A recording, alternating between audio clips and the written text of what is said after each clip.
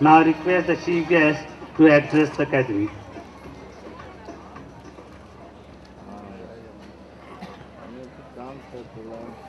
DPS Bhagalpur के principal Srivastava साहब,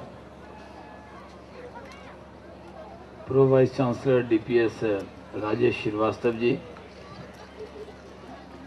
ज्ञान जी, दिल्ली से यहाँ तशरीफ़ लाए और आज डॉक्टर राजेंद्र प्रसाद अवार्ड जिन्होंने हासिल किया, बिहार का नाम रोशन करने वाले, एनडीटीवी के अंदर रवीश की रिपोर्ट के नाम से पूरे देश में सबसे चर्चित कार्यक्रम करने वाले रवीश कुमार जी, यहाँ पर मौजूद है हमारे सांसद प्रतिनिधि विजय सिंह प्रमुख जी,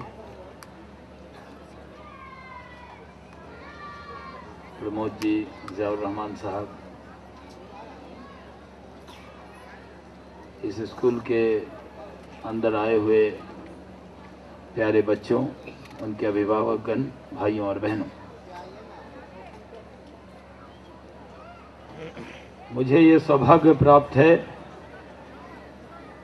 कि मैं देश के कई बड़े स्कूल में चीफ गेस्ट होके एनुअल डे पे गया हूँ, लेकिन आज मेरा सौभाग्य है कि डीपीएस भागलपुर में है और भागलपुर के सांसद के नाते मेरी बहुत ख्वाहिश थी कि मैं डीपीएस भागलपुर जाकर देखूं। एक बार नहीं, कई बार प्रोग्राम मिस हुआ और मैं समझता हूं कि मैं जितनी मुश्किल से आज इस कार्यक्रम में आया हूं, इतनी मुश्किल से आज तक मैंने कोई कार्यक्रम अटेंड नहीं किया। कल मैं जम्मू में था, दिन में 3 बजे तक जम्मू में था, वहां से फ्लाइट ली दिल्ली आया,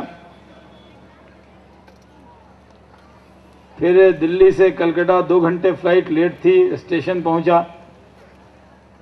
पहली बार जिंदगी में गाड़ी छूटी थी, 1 मिनट नहीं, सिर्फ 30-40 सेकंड में। आपका सांसद हूं, अगर हावड़ा स्टेशन पर दौड़ता तो आपको अच्छा नहीं लगता, इसलिए मैंने वो गाड़ी तो छोड़ी है। फिर मैंने बाघ एक्सप्रेस पकड़ा, जसीडी आया। 2 लोग सोनपुर के मिले जिनके पास सीट थी, मैं उनके यहाँ इलेक्शन कैंपेन में गया था, वो बड़े खुश हुए और मैं अपना लगेज एयरपोर्ट पे भूल आया था। लेकिन जो मेरे साथी थे उन्होंने ताज बंगाल से 2 काठी रोल ला के रख दिया था और 1 बोतल पानी। मेरे पास यही जमा पूंजी थी और जिन्होंने मुझे सीट दी थी, 1 रोल उनको खिलाया, ये खुद खाया। सुबह 4 बजे जसीडी पहुंचा, वहां से बाई रोड करीब 6-6:30 बजे भागलपुर आया। यहाँ पुराने कुछ कपड़े पड़े थे, इसलिए ज़्यादा दिक्कत नहीं हुई और फिर आपके बीच में हूँ और बैठा बैठा ये सोच रहा हूँ कि कल फिर मुझे मेरे नेता अटल बिहारी वाजपेयी जी का जन्मदिन है और मुझे 9:30 बजे उनके घर पे रहना है। मेरी 6:40 की फ़्लाइट है और मुझे यहाँ से जसीडी जाकर एक ट्रेन पकड़कर फिर वो फ्लाइट पकड़नी।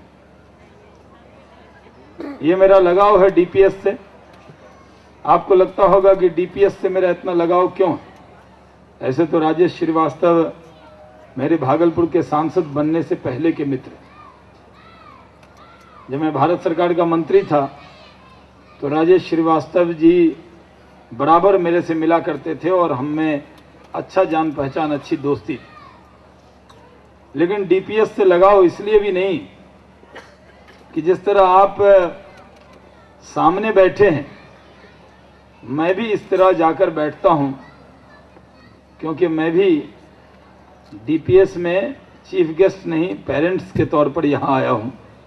एक तो भागलपुर के बच्चे पढ़ते हैं, इसलिए मेरा पूरा हक है। लेकिन आपको जानकर खुशी होगी कि जब मैं भारत सरकार का मंत्री बना तो मेरे पास ये ऑप्शन था कि मैं किसी स्कूल में अपने बच्चे का दाखिला करा सकता था और मैं कराता भी हूँ। लेकिन मैंने ऑप्शन नंबर 1 चुना, डीपीएस, और मेरे दोनों बच्चे अरबाज और अदीब डीपीएस वसंत कुंज में पढ़ते हैं। इसलिए डीपीएस की यूनिफॉर्म से, ड्रेस से, डीपीएस के बच्चों को देखकर मुझे अपने बच्चों की याद आती है। अब मुझे बहुत खुशी हुई और ये सौभाग्य है कि भागलपुर में, पूरे बिहार में 2 डीपीएस हैं, एक पटना में है, एक भागलपुर में। ऐसे भागलपुर में गंगा के तट पर मैं समझता हूँ जितने भी डीपीएस देश में मैंने देखे, मुझे मौका मिला है मैक्सिमम डीपीएस में जाने का। लेकिन मैं ये मानता हूँ कि जहाँ उत्तर वाहिनी गंगा बह रही हो, उसके किनारे अगर कोई स्कूल सुंदर सा दृश्य दिखा रहा हो तो वो डीपीएस भागलपुर है। ऐसा दृश्य आपको कहीं दिखता नहीं। जब हम भागलपुर इंटर करते हैं और पुल पर चढ़ते हैं तो भागलपुर का जो पहला सिंबल दिखता है वो डीपीएस भागलपुर से यहाँ निकलती हुई रोशनी पूरे अंधेरे को चुनौती देती है और ये एहसास कराती है कि भागलपुर में अब अंधेरे की कोई गुंजाइश नहीं है, अब रोशनी ही रोशनी की गुंजाइश है। और यही वजह है कि मुझे मौका मिला है आपकी खिदमत का। एक मेंबर पार्लियामेंट के तौर पर ये मेरा दूसरा टर्म है और मैं मानता हूँ कि पूरे बिहार में ऐसे रवीश रहने वाले चंपारण के हैं और भी कई जगह के लोग यहाँ मौजूद हैं। लेकिन मैं ये कह सकता हूँ कि एजुकेशन का अगर कोई हब है तो वो भागलपुर, और भागलपुर में एजुकेशन का लेवल बहुत ऊंचा है। कोई भी एग्ज़ाम हो कहीं पर हिंदुस्तान में मैं जाता हूँ तो वहाँ भागलपुर के लड़के ज़रूर मिलते हैं। मैं मानता हूँ कि डीपीएस भागलपुर में बड़ा कंट्रीब्यूशन कर रहा है और जिस तरह ये स्कूल को स्कूल की तरह नहीं चला रहे, ये स्कूल को सोशल वर्क की तरह उसका काम कर रहे हैं। जिस तरह गरीब बच्चों का यहाँ ध्यान रखते हैं, जिस तरह इस स्कूल को चलाते हैं, मैं समझता हूँ डीपीएस भागलपुर सिर्फ भागलपुर का बेस्ट स्कूल नहीं, एक दिन ये हिंदुस्तान का बेस्ट स्कूल बनेगा और लोग कहेंगे कि डीपीएस भागलपुर में हम लोग एक बार आए थे।